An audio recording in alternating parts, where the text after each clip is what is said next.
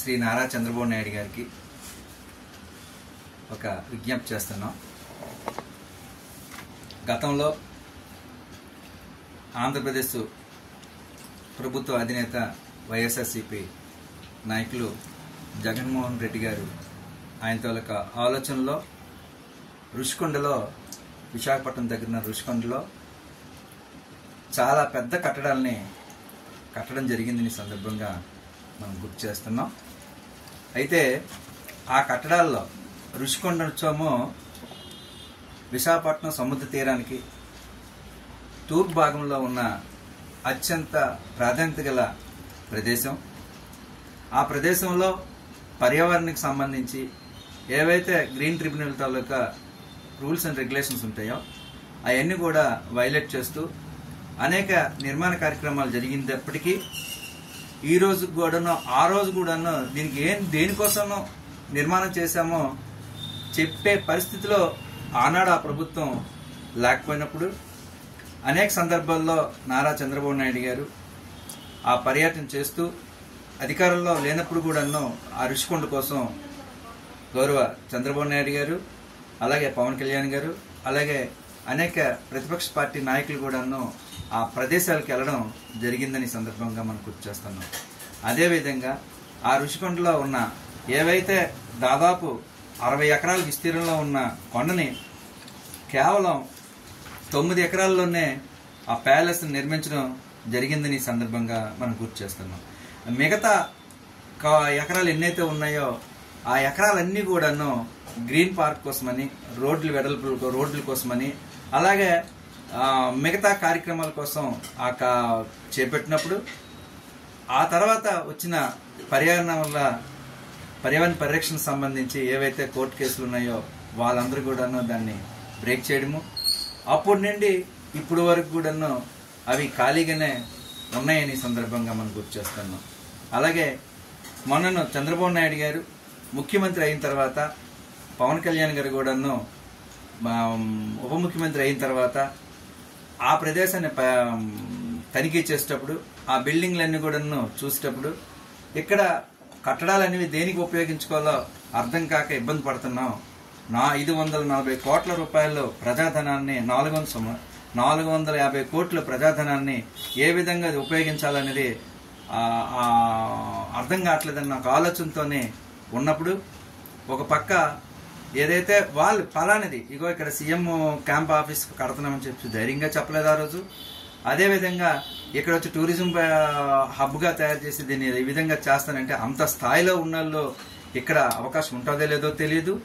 So ఇవన్నిటినీ క్రోడీకరించి పర్యావరణాన్ని పరిరక్షించడానికి, ఆ తాలూకా రుషికొండ తాలూకా ప్రాధాన్యతని సంతరించుకోవడానికి ఒక తెలుగుదేశం పార్టీ ఒక కార్యకర్తగా,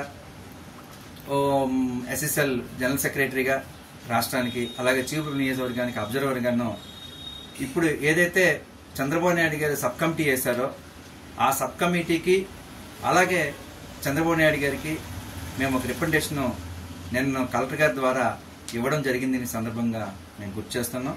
అదేమనగా ఇప్పుడు ఏదైతే కట్టారో ఆ కట్టడాలన్నిటికి కూడాను ఆర్టిఫిషియల్ ఇంటెలిజెన్సీకి, అంటే ఐటీకి ఒకవేళ మీరు ఇవ్వగలిగితే, దానికి 20 సంవత్సరాల లీజులో ఇవ్వగలిగితే దాదాపు 2000 మంది ప్రత్యక్షంగానే అక్కడ ఉపాధి పొందొచ్చు, పరోక్షంగా కొన్ని వేల మంది ఉపాధి పొందొచ్చు అనే మా తాలూకా ఆలోచన ఒకటి.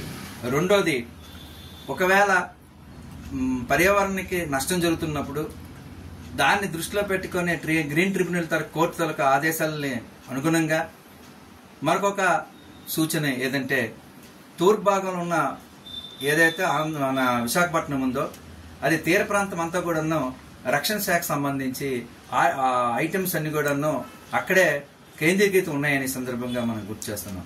అంటే అలాంటి కీలకమైన ప్రదేశానికి గతంలో ఎప్పుడైతే పాకిస్తాన్తో జరిగిన యుద్ధంలో కూడాను మన గత అనుభవాలు దృష్టిలో పెట్టుకుని రాబోయే రోజుల్లో ఉన్న భవిష్యత్తుని అంచనా వేసుకొని వాటి యొక్క కట్టడాలని భారత రక్షణ రంగానికి, అంటే నేవీకి కానీ, ఎయిర్ ఫోర్స్కి కానీ, తర్వాత ఇండియన్ ఆర్మీకి కానీ వీటికి సంబంధించిన ఏ వర్క్లు అయితే చేసుకోవడానికి అవకాశాలు ఉంటాయో ఆ వర్క్స్ కొంచెం వాళ్ళకి అప్పగిస్తే ఒక పక్క మన దేశ రక్షణలో అది విపరీతమైన అవకాశాలు అందిపుచ్చుకునేటట్టు మనకు అవకాశం ఉంటుంది.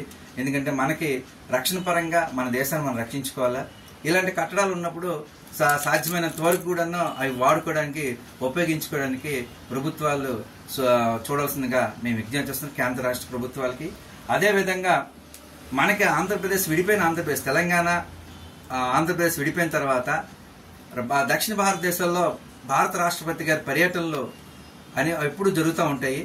ఆ జరిగే క్రమంలో మన ఆంధ్రప్రదేశ్ సంబంధించి ఇక్కడ ఆవిడికి అంటే భారత రాష్ట్రపతి గారికి సౌకర్యం కోసం ఏమైనా కట్టడాల్లో ఇక్కడ వైజాగ్లో కానీ మన అమరావతిలో కానీ కట్టే అవకాశాలు ఉన్నప్పుడు కట్టడం, లేదనుకుంటే ఈ రుషికొండకి దక్షిణ భారతదేశంలో ఆంధ్రప్రదేశ్కి రేపు రాబోయే రోజుల్లో బాంబే తరహా అభివృద్ధి కార్యక్రమాల్లో ముందంజలో ఉంటుంది కనుక ఆర్థిక రాజధానిగా ఇక్కడ రాష్ట్రపతి గారికి విడతి కోసం దక్షిణ భారతదేశంలో ఒక భాగంగా తీసుకునే ఈ కట్టడాలను వారికి అప్పగించవలసిందిగా మేము కోరుకుంటున్నాం.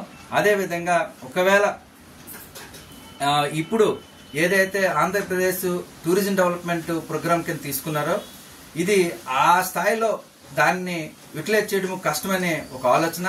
రెండోది ఎక్కువ ప్లేస్ వచ్చాము ఆక్యుపై చేసింది కనుక ఇది నేషనల్ టూరిజంను ప్లస్ స్టేట్ టూరిజం రెండు జాయింట్ వెంచర్ గా తీసుకుని అక్కడ ఏదైతే అవసరమో ఆ అవసరానికి తగ్గట్టు రోడ్లన్నీ కూడా కొంచెం తగ్గించి ఆ రోడ్లు తగ్గించే క్రమంలో ఏదైతే గ్రీన్ పార్క్ మనం అనుకున్నామో ఎన్ని చెట్లు అయితే కొట్టేశారో గతంలో ఆ చెట్లన్నీ కూడా అక్కడ నాటి పర్యావరణానికి పరిరక్షిస్తూ ఆ ఉన్న కాస్త భూమిని ఏదైతే కన్స్ట్రక్షన్ ఏరియా ఉందో దాంతో పాటు ఒక 10% మన యూటిలైజేషన్ కోసం అనే భూమిని కేటాయిస్తూ మీరు రిమైనింగ్ అంతా కూడాను మొక్కలు నాటి పర్యావరణం పరిరక్షించవలసిందిగా ప్రభుత్వానికి మేము విజ్ఞప్తి చేస్తున్నాం.